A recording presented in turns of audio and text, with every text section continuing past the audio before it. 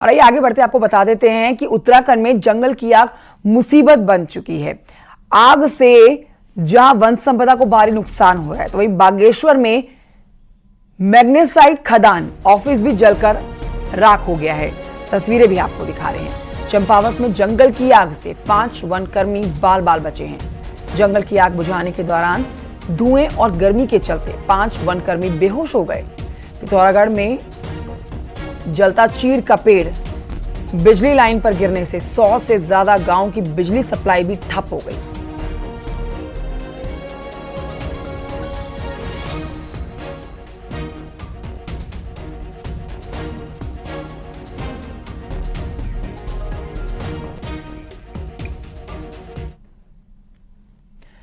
नैनीताल में धधक रहे हैं कई जंगल। ओखलाकांडा बेतालघाट में जंगलों में आग की घटनाएं लगातार बढ़ती जा रही है। हेलीकॉप्टर से आग को बुझाने की लगातार कोशिश भी की गई है। आग लडियाकाटा जंगल में बुझाई गई थी।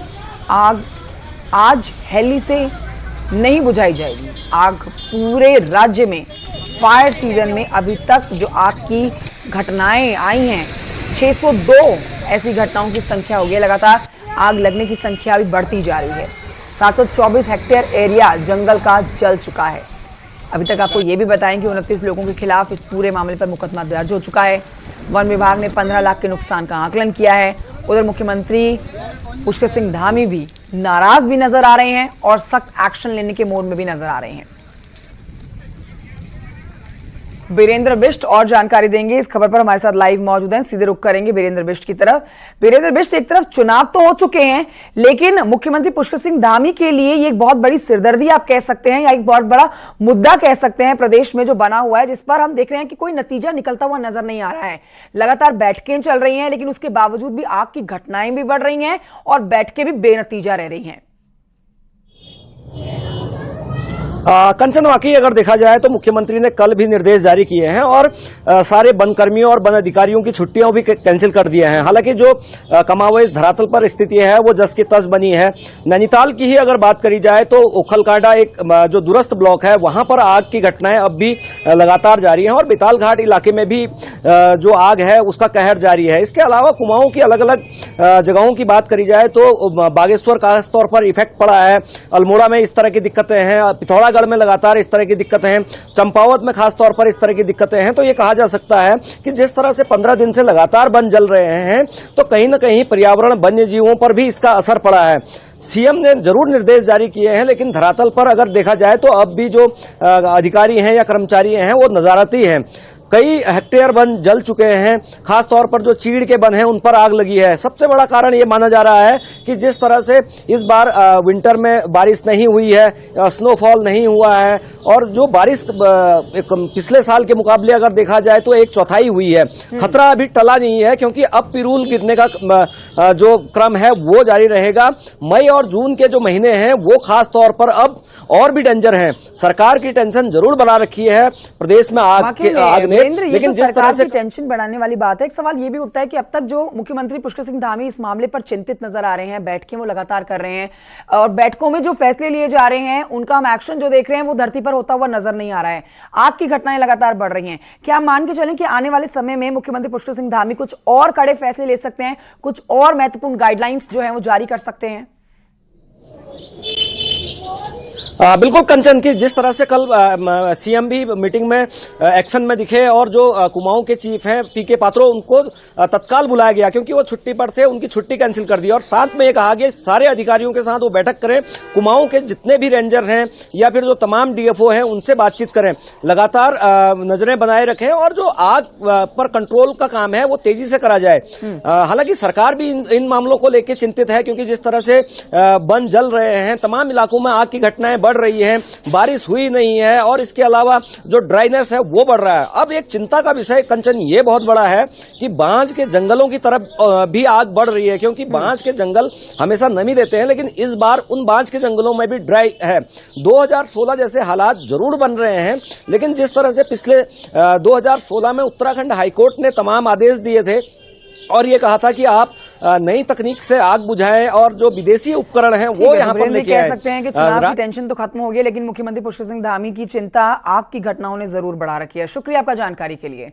आगे बढ़ते आपको बताएंगे केदारनाथ में सोना चोरी बड़ा राजनीतिक मुद्दा रहा है। जी हां, कांग्रेस लगातार इस मामले में जांच की मांग कर रही है, लेकिन इस बार की यात्रा से पहले ही पर्यटन मंत्री सतपाल महाराज ने साफ कर दिया है कि सोने की कोई चोरी नहीं हुई है।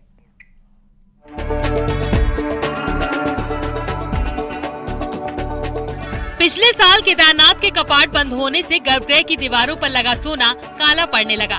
कहा जाने लगा कि केदारनाथ में सोना चढ़ा ही नहीं, बल्कि सोने के नाम पर तांबा चढ़ाया गया। कांग्रेस ने आरोप लगाया कि केदारनाथ में शिव के नाम पर चढ़े सोने की लूट हुई है। तो लोकसभा चुनाव में भी कांग्रेस ने केदारनाथ में सोना चोरी का मुद्दा बनाया। पूर्व मुख्यमंत्री हरीश रावत के मुताबिक ये धर्म स्थल में डाका है और जिन्होंने ये सब किया है उन पर कार्रवाई के बजाय उन्हें संरक्षण मिल रहा है। नहीं, हमारा आध्यात्मिक मुद्दा भी है। आपने हमारी आध्यात्म की स्थली में डाका डाल दिया और सरकार की कनाइविन से डाका पड़ा है। तो ये आप एक तरफ जो है बद्रीनाथ केदारनाथ आप बिल्कुल अपने को भगवान के प्रति समर्पित बताते हैं और दूसरी तरफ जो है आप हमारे धर्म स्थलों में डाका डाल रहे हैं और उस डाके डालने वालों को सरकार पकड़ने के बजाय उनका संरक्षण करने का काम कर रही है। साल 2023 में कपाट बंद होने से पहले महाराष्ट्र के किसी भक्त की तरफ से 230 किलो सोना चढ़ाने की बात सुर्खियों में रही और फिर वही सोना काला पड़ने से बद्री केदार मंदिर समिति पर सवाल उठे। मंदिर समिति इस पर कुछ नहीं कहना चाहती, लेकिन कपाट खुलने से पहले कांग्रेस के आरोपों पर पर्यटन मंत्री सतपाल महाराज ने सफाई दी है। ये सोने का वर्क चढ़ा था और जब उसके ऊपर घर्षण होता है, आप फूल वूल डालते हैं, पानी से पोंछा लगाते हैं, तो वो स्क्रैप निकल जाता है।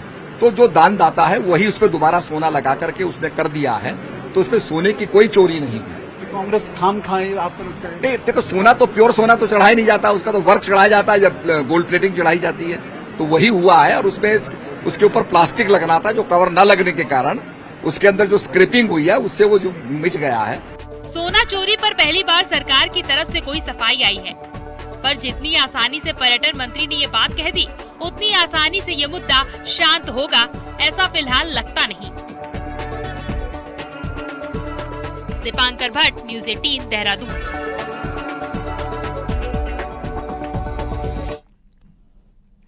उधर केदारनाथ धाम और केदारपुरी को भव्य और दिव्य रूप देने के लिए मास्टर प्लान के तहत जोरों से काम चल रहा है। आने वाले समय में धाम पहुंचने वाले श्रद्धालुओं को मंदिर के पीछे भव्य शिव उद्यान दिखेगा। पैदल मार्ग पर चिंतन स्थल बनाया जा रहा है। इस इलाके में जहां मेडिटेशन के लिए हर प्रकार की व्यवस्था रहेगी, तो वहीं पैदल मार्ग में पड़ने वाले रामबाड़ा, छोटी लिंचोली, बड़ी लिंचोली और छानी कैंप पर चिंतन स्थलों का निर्माण किया जाएगा, जो पहाड़ी शैली में बनाई जाएगी। केदारनाथ मुख्य मंदिर है, उसके पीछे का जो भाग है उसको शिव उद्यान के रूप में विकसित करने का प्लान है और उस पर कार्य भी प्रारंभ हो चुका है और शीघ्र ही उस पर कार्य प्रारंभ होगा। उसको एक आध्यात्मिक पार्क के रूप में विकसित किया जा रहा है, जो भी वहाँ पर श्रद्धालु आएंगे, तीर्थयात्री आएंगे, उनके लिए निश्चित रूप से एक आकर्षण का केंद्र होगा।